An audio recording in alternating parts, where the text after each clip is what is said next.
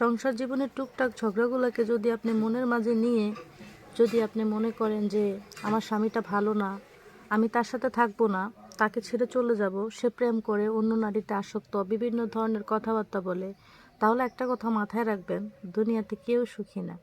আপনি হয়তো ভাবছেন যে আমার বান্ধবীর জামাইকে নিয়ে কত সুখে আছে, তাদের মাঝে কত রোমান্টিকতা, কত ভালোবাসা।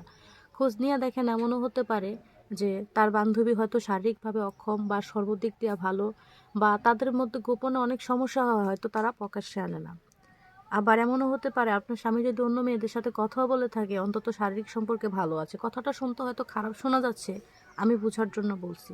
আপনি এমনও মানুষ দেখবেন যে সে তার স্ত্রীকে নেশাগ্রস্ত হয়ে মারধর করে, যৌতুকের জন্য চাপ দেয়, অনেক অত্যাচার, অনেক অবিচার করে। সে হয়তো আপনার সাথে তা করে না।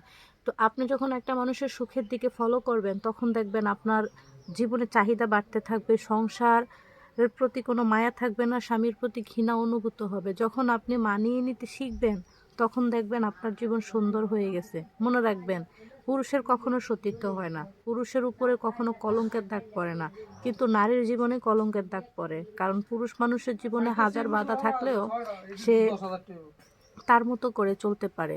একটা জিনিস ভাবেন তো, একটা 2 বাচ্চার বাপ চাইলে অবিবাহিত মেয়ে বিয়ে করতে পারে, কিন্তু একটা মেয়ে একবার বিয়ে হয়ে গেলে তার জন্য একটা ডিভোর্সি হয়ে গেলে তার জন্য একটা ভালো পাত্র খোঁজাটা কিন্তু অনেক কষ্টকর হয়ে যায়। তো মনে রাখবেন, আপনি যখন সংসার জীবনে খুঁটিনাটি বিষয় নিয়ে কারোর সাথে পরামর্শ জানতে চাইবেন, সবাই আপনার সাথে বন্ধু, আপনার সাথে ভালো, আপনি হয়তো এটা ভাবতেছেন, কিন্তু মনে রাখবেন কার মনে কী আছে আপনি কিন্তু সেটা জানেন না। সে হয়তো আপনাকে এমন কিছু কিছু কথা বলবে, আপনার হয়তো মনটা ঘাবড়িয়ে যাবে, সংসারের প্রতি আপনার আরও তীব্রতা আসবে। কিছু কিছু মহিলা দেখবেন গল্পের ছলে অনেক মিথ্যা কথা বলে যে আমার স্বামী তো আমাকে ছাড়া থাকতেই পারে না, সে আমাকে ভালোবাসে, কখনো একটা ফুলের আঁচড়ও দেয় না। তার এসব বলার মানে কি জানেন? সে জানে যে আপনার সংসারটাতে একটা গ্যাঞ্জাম চলতেছে, সে আরেকটু কীভাবে আপনাকে কানপোড়া দিবে, কিভাবে কানপোড়া দিয়ে আপনার সাথে বা আপনার স্বামীর সাথে একটা গ্যাঞ্জাম বাঁধিয়ে দিবে, সেই চিন্তায় কিন্তু থাকে। তো সে চিন্তায় থাকাকালীন দেখা যায় যে এই কথা ওই কথা শুনতে শুনতে আপনার সংসারটা ভেঙে যায়। যখন আপনার সংসারটা ভেঙে যাবে, তখন সন্তানগুলা মাছাড়া হবে, আপনার স্বামী কিন্তু ভালোই থাকবে।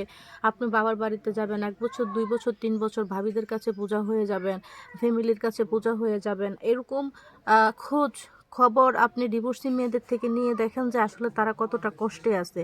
এবং কি তারা আগে বলতো যে ভাবতাম যে স্বামীর বাড়ির ভাতের অনেক মূল্য, কিন্তু পরিস্থিতির শিকার হলে বোঝা যায় যে বাবার বাড়ির ভাতেরও অনেক মূল্য।